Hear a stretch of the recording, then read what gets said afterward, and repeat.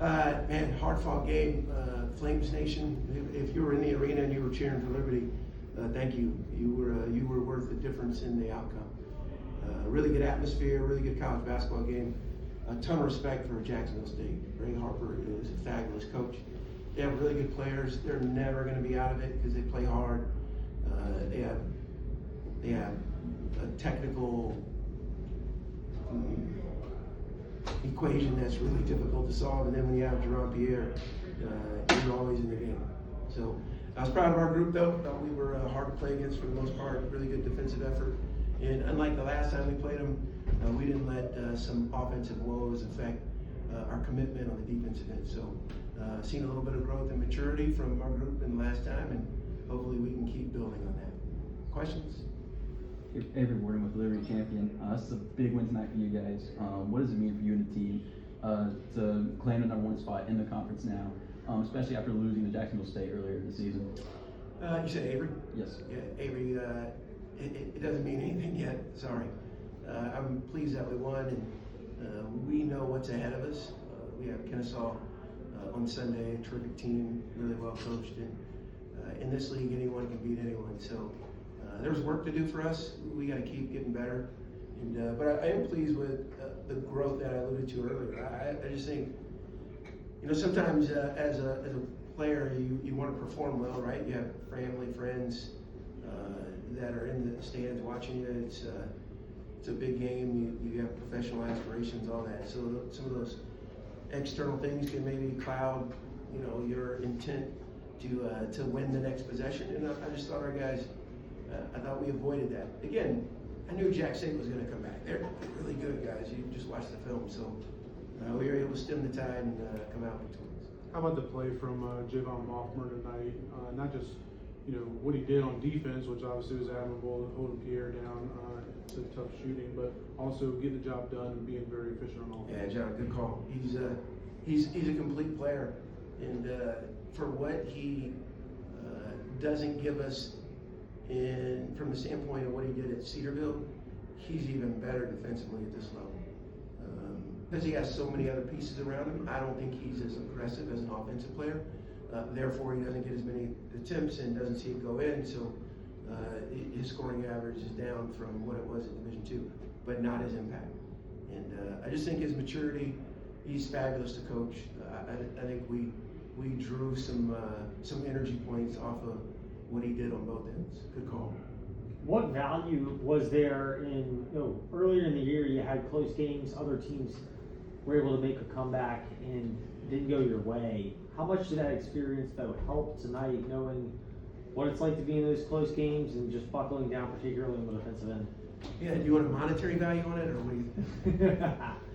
Again, it's why when you play in a league that's as good and competitive as ours, you're going to learn. You can look at Sam Houston and all the close games they lost, and they're playing as well as anyone right now. I think that's our lot in this league. That's why I think Huntsville will be, it'll be whoever prevails will have done an incredible job of hoisting the trophy or cutting the nets, because it's a really balanced and competitive league. Zach Cleveland had a nice night tonight. You've spoken of his selflessness in the past, of how he's a great teammate, but there also seemed to be a little bit of additional drive to make sure he got a couple of buckets to give his team a boost when he needed it. Yeah, Zach will do whatever the team needs. We give the baseball analogy, he's a five-tool player, and he plays with such energy. He's got a competitive button that is it's an advantage for him. And when he's like that, we're a lot better team. He rises all of our interest, energy, and performance. Was Tony Bennett pleased with the defensive performance tonight? I'm going to hear about it here in a minute, and I think he was pleased with the first half. I'm going to cut him off after compliments. It's kind of hard to have the defensive guru watching, but glad he was able to come and check out Liberty. But seriously about the defense, seemed like the team was locked in on that end from the opening tip with a lot of intensity and effort on that end. Yeah, they had 16 first half points. They scored 5 in the first 2 possessions. So when you talk about whatever that was, the 18-minute mark to the end of the half, They scored 11 points.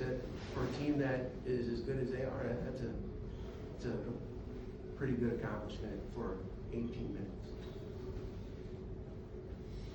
Sort of Thank stuff, you, guys. but, you know, at what point this year did you kind of say, you know, defense is going to be my calling card here on this team? Yeah, it was really on my visit.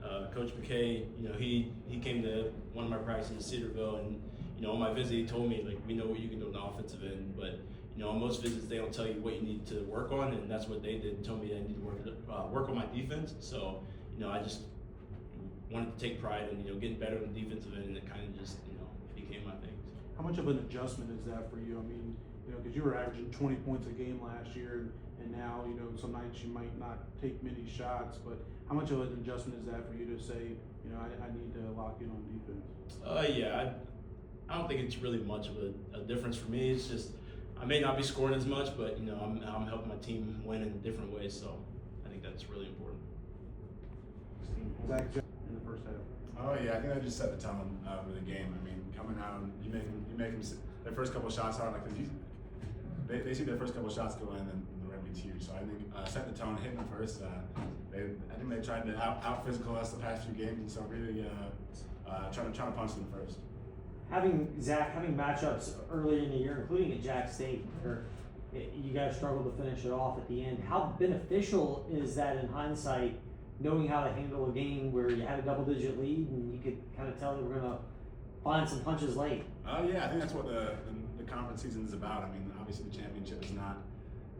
Is not on the line right now. I mean, you got to win 3 games in the conference tournament. So just taking these games as lessons and practices. I think coach calls it practice, whatever, blah blah blah. Because every game's a practice to try to be the best towards the end of the season.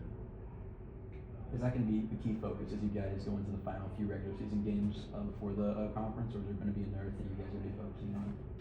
No, I'd just say honing in on the details. Like just you got to start early in the season. There's like a lot of room to grow, but now it's just tightening up the little things and trying to be playing your best basketball in March. Zach, coach has talked about